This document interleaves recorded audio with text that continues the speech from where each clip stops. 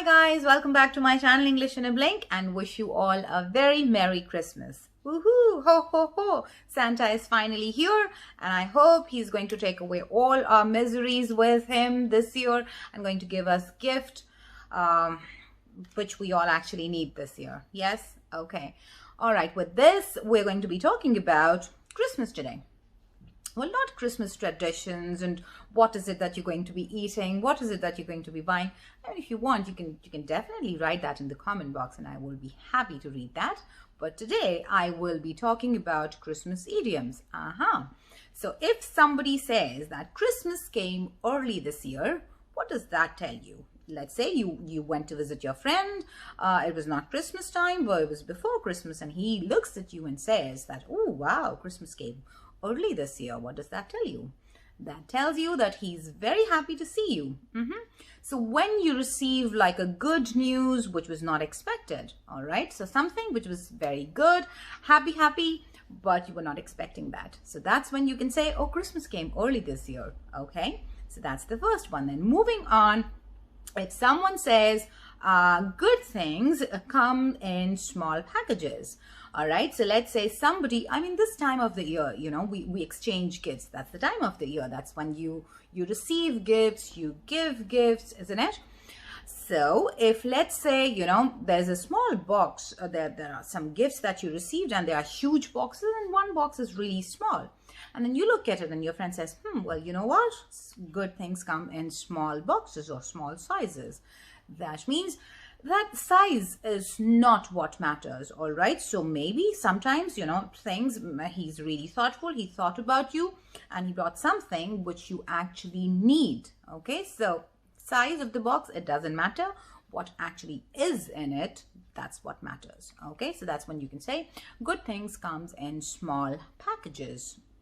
Okay, now if somebody tells you, oh, come on people, deck the halls, what does that mean? That means, come on, it's time, let's decorate, you know, let's decorate our Christmas tree, let's decorate our house. Okay, so lit up the lights and all of that.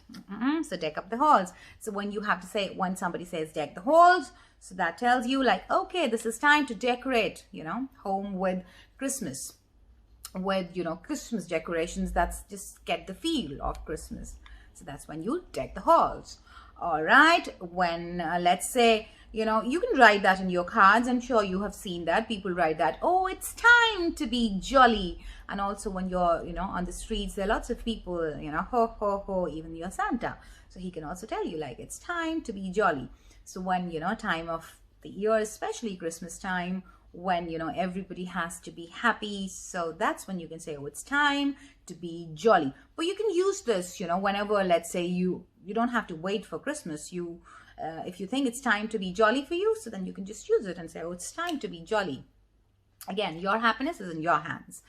Okay, so then if something or someone is lit up like a Christmas tree, what does that tell you? So if somebody looks at you, oh, you lit up like a Christmas tree, that means you're looking very nice, you're looking very beautiful. Probably you are a little over the top. You've dressed, you know, with bright colors and really shiny and all of that.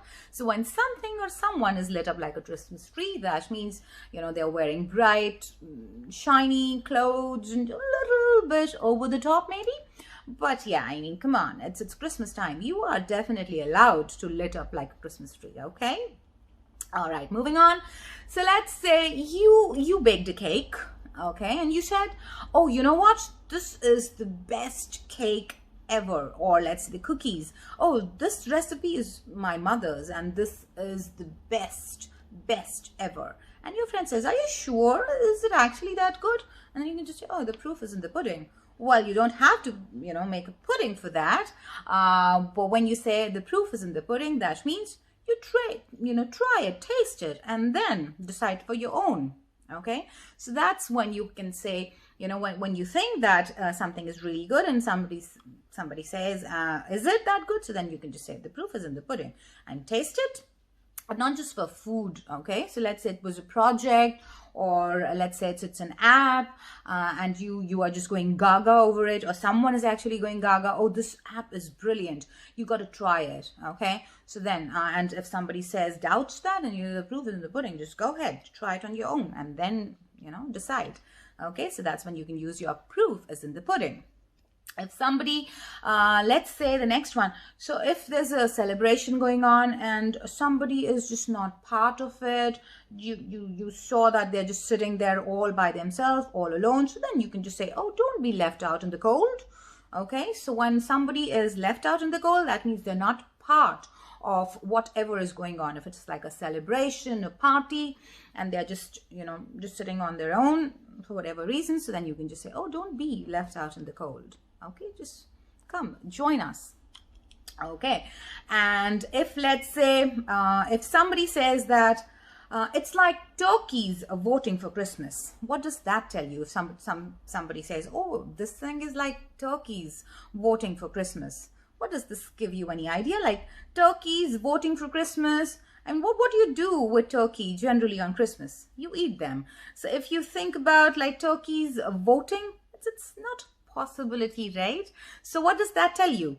That you are accepting something, a situation that will definitely have like a bad outcome. Okay, so when you think that if somebody is doing something and you say that, oh, it's like turkeys voting for Christmas, that you think that it's not a good idea, so the outcome is not going to be very good. I mean, like I said, the concept is turkeys voting for Christmas, very highly unlikely, right? Because turkeys are going to be eaten on Christmas. So they're voting on Christmas, it's just not a good idea. Okay, so when somebody says like that, oh, it's like turkeys voting for Christmas, that means they think that whatever you are going for, whatever is the plan and the situation, the outcome is not going to be very good. Okay, so that's when you can use that.